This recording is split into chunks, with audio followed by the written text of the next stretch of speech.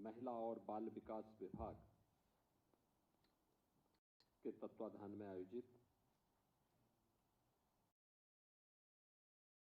प्रदेश के नवचयनित मुख्य सेविकाओं और फार्मासिस्टों के चयन के उपरांत नियुक्ति पत्र वितरण के आज के समारोह में उपस्थित प्रदेश के वित्त और संसदीय कार्य विभाग के मंत्री श्री सुरेश कुमार खन्ना जी, महिला और बाल विकास विभाग की मंत्री श्रीमती बेबी रानी मौर्य जी, राज्य मंत्री श्रीमती प्रतिभा शुक्ला जी, प्रमुख सचिव महिला कल्याण और बाल विकास विभाग श्रीमती टीना जौहरी जी, आज के इस कार्यक्रम में उपस्थित सभी नवचयनित मुख्य सेविकाएं, फार्मासिस्टगण और प्रदेश के सभी 75 जनपदों में जहां पर यह नियुक्ति पत्र वितरण के कार्यक्रम हो रहे हैं, उन सभी स्थलों पर उपस्थित प्रदेश सरकार के हमारे सभी मंत्रीगण, सभी जनप्रतिनिधिगण और नियुक्ति पत्र प्राप्त करने वाले सभी अभ्यर्थीगण और उपस्थित बहनों और भाइयों, 2438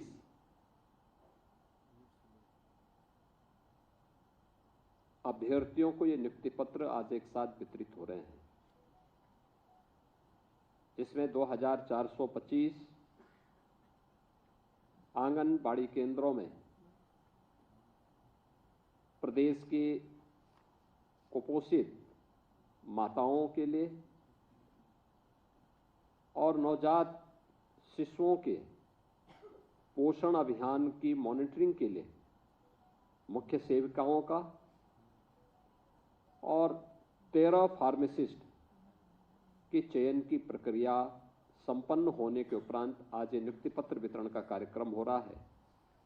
मैं सबसे पहले जो प्रदेश भर की बेटियों को यह अवसर प्राप्त हो रहा है, उन सबको, उनके परिवार के सभी सदस्यों को इस चयन की प्रक्रिया में सफलतापूर्वक नियुक्ति पत्र वितरण होने के इस अवसर पर प्रदेश सरकार की ओर से हृदय से बधाई देता हूं और अधीनस्थ सेवा चयन आयोग को इस पूरी प्रक्रिया को निष्पक्ष, पारदर्शी और शासन की मंशा के अनुरूप करने के लिए हृदय से धन्यवाद भी करता हूं।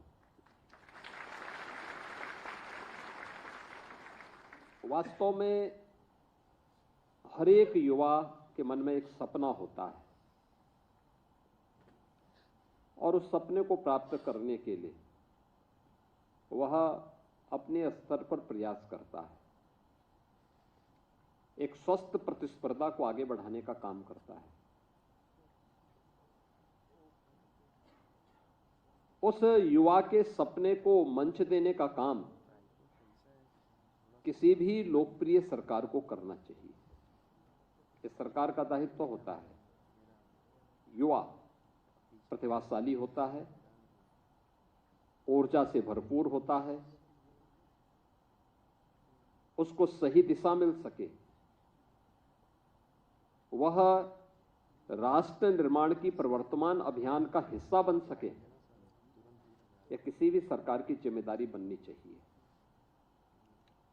लेकिन जब वही युवा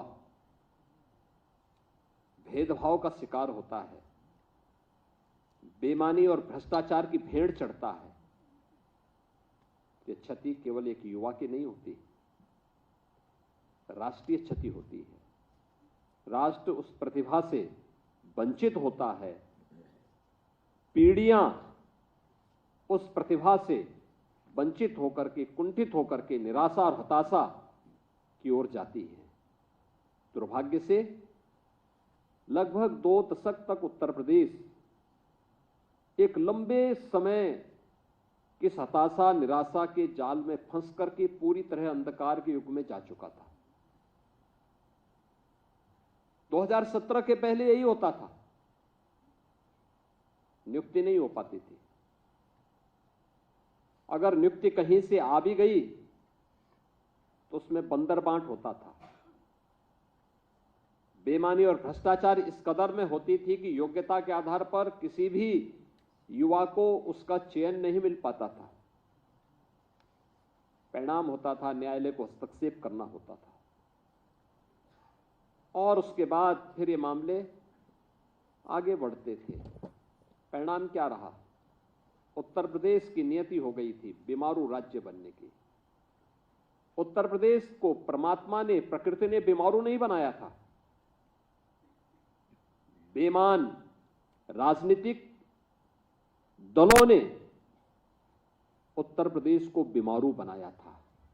मानसिक रूप से बीमार लोगों ने उत्तर प्रदेश को बीमार बनाया था। यह उत्तर प्रदेश अपनी प्रकृति से और प्राकृतिक संसाधनों से दुनिया का सबसे समृद्ध प्रदेशों में से गिना जाता है, लेकिन यहां की बीमार मानसिकता की राजनीतिक दलों ने, सत्ताधारी दलों ने उत्तर प्रदेश को बीमारू राज्य की श्रेणी में ला करके खड़ा कर दिया था। युवाओं के सामने पहचान का संकट खड़ा हुआ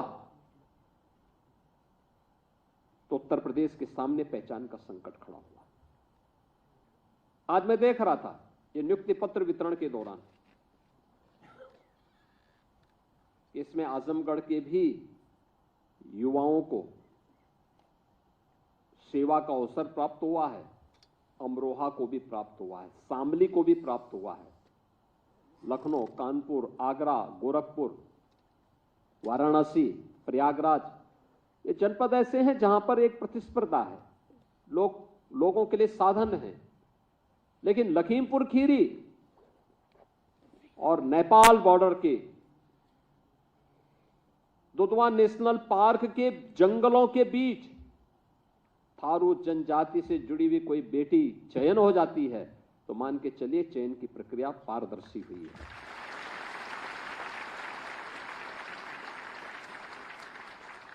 चयन की प्रक्रिया में अगर सुदूर किसी आजमगढ़ से, किसी अमरोहा से, किसी बिजनौर से, किसी शामली से, किसी ललितपुर से, किसी जालौन से, किसी सोनभद्र से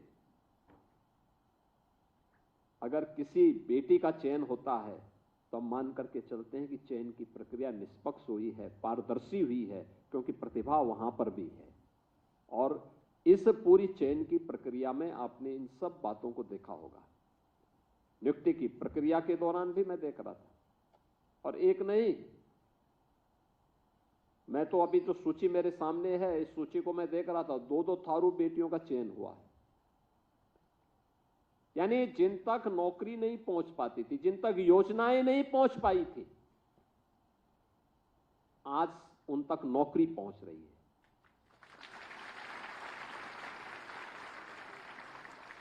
है। उत्तर प्रदेश बीमार नहीं था, उत्तर प्रदेश को बीमार किया गया था। यह देश 1947 के बाद भी 1960 के दशक तक उत्तर प्रदेश देश का सबसे अग्रणी प्रदेशों में से गिना जाता था। देश के अंदर उत्तर प्रदेश का योगदान 14% से अधिक माना जाता था, लेकिन 1960 के बाद से लगातार गिरावट जो आई,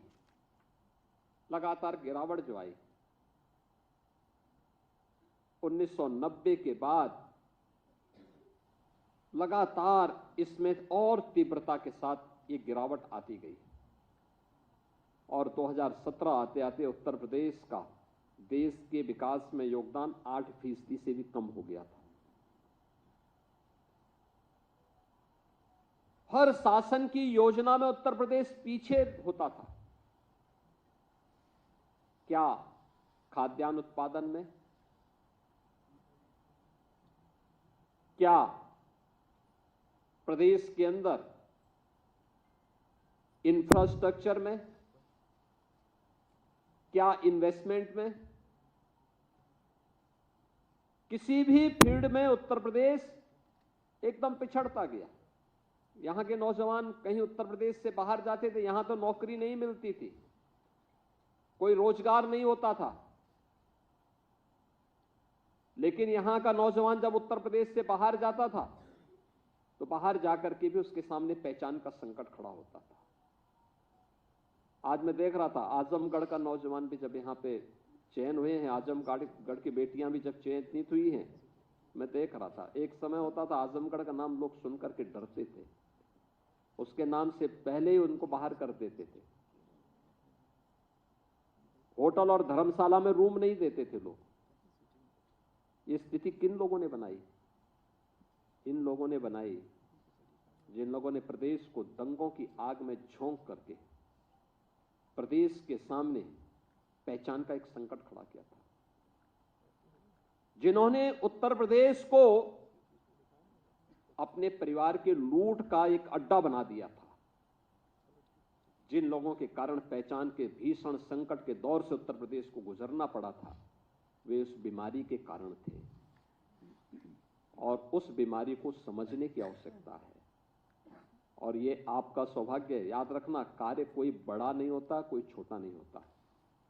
जहां अवसर मिले वहां अपनी प्रतिभा का भरपूर उपयोग करिए और याद रखना, आगे के बढ़ने की संभावना अपने आप आपके जीवन में आती हुई दिखाई देगी जब भी आप ईमानदारी के साथ, पूरी प्रतिबद्धता के साथ अपनी जिम्मेदारियों का निर्वहन करेंगे।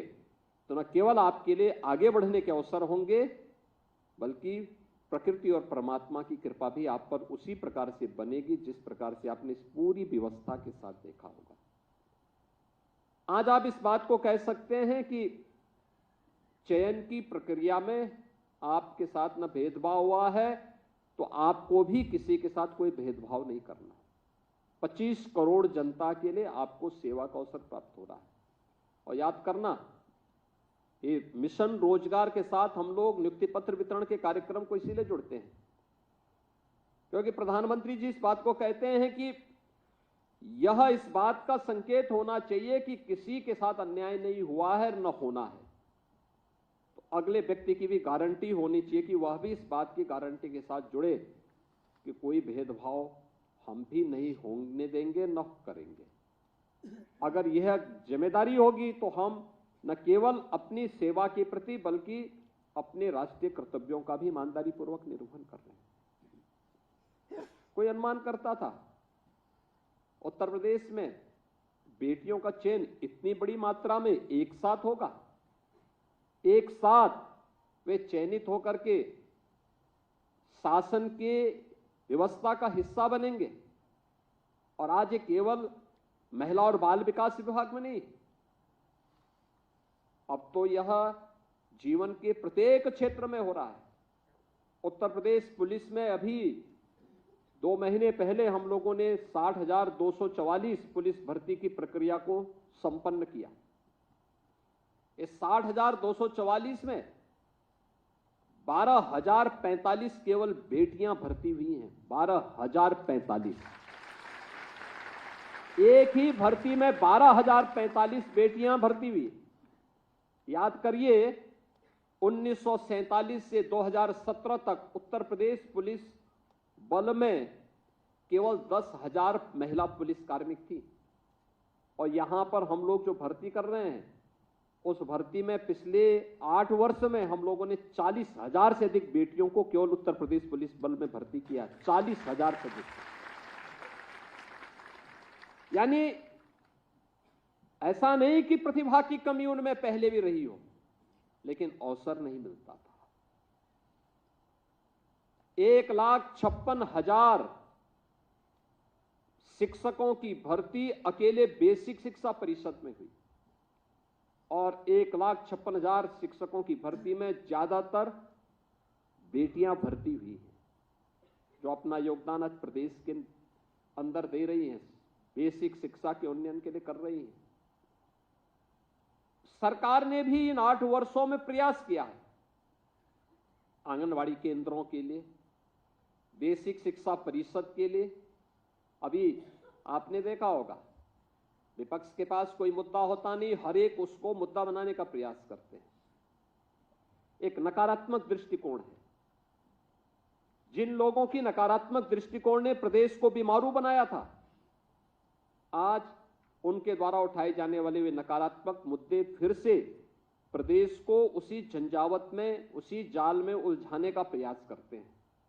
जब हम लोगों ने कहा कि प्रदेश के अंदर जर्जर विद्यालयों को शिफ्ट करना चाहिए, क्योंकि आपने देखा होगा एक राज्य में एक जर्जर विद्यालय भवन गिर गया, अनेक बच्चे उस जर्जर भवन के नीचे दब करके मर गए, दर्जनों बच्चे घायल हो गए। इस जनहानि, जो बच्चे चले गए, जो गंभीर रूप से घायल हो गए, क्या उनको कोई भरपाई कर पाएगा? लेकिन बीमार मानसिकता किस रूप में कटघरे में खड़ा करने का प्रयास करती है। दूसरा, छात्र शिक्षक अनुपात ठीक हो, इस दृष्टि से सरकार का एक प्रयास था, राष्ट्रीय शिक्षा नीति का हिस्सा था। तमाम राज्यों ने इस अभियान को आगे बढ़ाया। उत्तर प्रदेश से भी अपेक्षा होती है, उत्तर प्रदेश भी इस प्रक्रिया को आगे बढ़ाए। अच्छी शिक्षा, बेहतर शिक्षा हर बच्चे का अधिकार है, उसको मिलना चाहिए। सरकार ने जब इस अभियान को आगे बढ़ाया तो उसके नाम पर तमाम प्रकार से भ्रम पैदा करने का प्रयास हुआ। सरकार ने इस बारे में कहा कि हम जो विद्यालय भवन अच्छी स्थिति में होंगे और पेयरिंग का पार्ट बनेंगे, वहां पे हम लोग जो बच्चे आएंगे उनके लिए प्री प्राइमरी चलाएंगे, प्री प्राइमरी स्कूल चलाएंगे, बाल वाटिका चलाएंगे। 3 वर्ष से लेकर के 6 वर्ष तक के बच्चों को वहां पर ले जाकर के उन्हें प्री प्राइमरी के रूप में उनके लिए एक व्यवस्था देंगे और उन सभी बच्चों के लिए एक पोषण मिशन का एक विशेष अभियान लेकर के चलेंगे, जिससे उन बच्चों को भी हम लोग प्रदेश के अंदर पोषण मिशन के कार्यक्रम के साथ जोड़ करके उन्हें बेहतर रूप से आगे बढ़ा सकें। क्योंकि किसी भी बच्चे के जीवन में जितनी भी संभावना होती है, उसका अधिकतर मानसिक विकास, जो भी विकास होना होता है, 1 से 3 वर्ष की उम्र ऐसी होती है जिसमें उसके जीवन का 80 से लेकर 90% विकास होता है, मानसिक विकास होता है। और 3 से लेकर के 6 वर्ष की उम्र ऐसी होती है जहां पर मानसिक विकास के लिए हम थोड़ा सा प्रयास करेंगे तो 5% से 7% तक का मानसिक विकास वहां पर हम लोगों को देखने को मिलता है। शेष बाकी क्रमिक रूप से उससे आगे बढ़ने का एक अवसर प्राप्त होता है। और यह अवसर है जब हम उन बच्चों को उनके मानसिक विकास की प्रक्रिया के साथ जोड़ करके एक बेहतर माहौल बाल वाटिका के माध्यम से दे सकें, प्री प्राइमरी के रूप में, जिसे हम आगे बढ़ाना चाहते हैं। उसके लिए भी लोगों ने भ्रम पैदा करने का प्रयास किया। आज मुझे प्रसन्नता है कि महिला और बाल विकास विभाग और बेसिक शिक्षा परिषद ने तमाम विरोध के बावजूद 5000 ऐसी बाल वाटिकाओं को सफलतापूर्वक संचालन की प्रक्रिया के साथ जोड़ करके आगे बढ़ा दिया है। उत्तर प्रदेश के अंदर अभी विभाग की मंत्री श्रीमती बेबी रानी मौर्य जी और श्रीमती प्रतिभा शुक्ला जी अपनी बात को बता रही थी कि कैसे उन्होंने ऑपरेशन कायाकल्प के अंतर्गत आंगनबाड़ी केंद्रों का पुनरुद्धार का कार्य सफलतापूर्वक संपन्न किया, नए आंगनबाड़ी केंद्र बनाए। और हम लोगों ने विभाग से कहा है कि भाई एक बार में जितने भी आंगनबाड़ी ऐसे केंद्र हैं जिनके पास अपना स्वयं का भवन नहीं है, एक बार में प्रस्ताव बनाइए, शासन धनराशि देगा, उनके पास अपना भवन होना चाहिए और एक बेहतरीन माहौल वहां पर बच्चों को प्राप्त होना चाहिए। यह सरकार की प्रतिबद्धता है, क्योंकि अगर हमारा बचपन स्वस्थ होगा तो उसकी जवानी भी और उसका बुढ़ापा भी अपने आप ही स्वस्थ हो जाएगा, देश का भविष्य सुधर जाएगा, संवर जाएगा और इसको सजाने संवारने का काम आपके हाथों में आ रहा है। आपके हाथों में आ रहा है। याद रखना, देश के बचपन को बचाने की पूरी जिम्मेदारी, प्रदेश के बचपन को बचाने की महत्वपूर्ण जो जिम्मेदारी है, वह दायित्व आपके ऊपर आ रहा है। इसी के लिए प्रधानमंत्री जी ने इस बात को कहा। हमेशा प्रधानमंत्री जी इस बात पर जोर देते हैं कि जो हमारी आंगनवाड़ी की बहनें हैं, उन बहनों का काम उसी प्रकार से है जैसे मां यशोदा का काम था। भगवान श्री कृष्ण को उनके जन्म से लेकर के और 6 वर्ष की उम्र तक का लालन पालन मां यशोदा ने किया था। याद रखना, जब भी कृष्ण की बात आती है, श्री कृष्ण की बात आती है, तो मां यशोदा को भी हर व्यक्ति याद करता, स्मरण करता, उसी श्रद्धा भाव के साथ उन्हें सम्मान देता है। आपका स्थान भी वही बनने जा रहा है।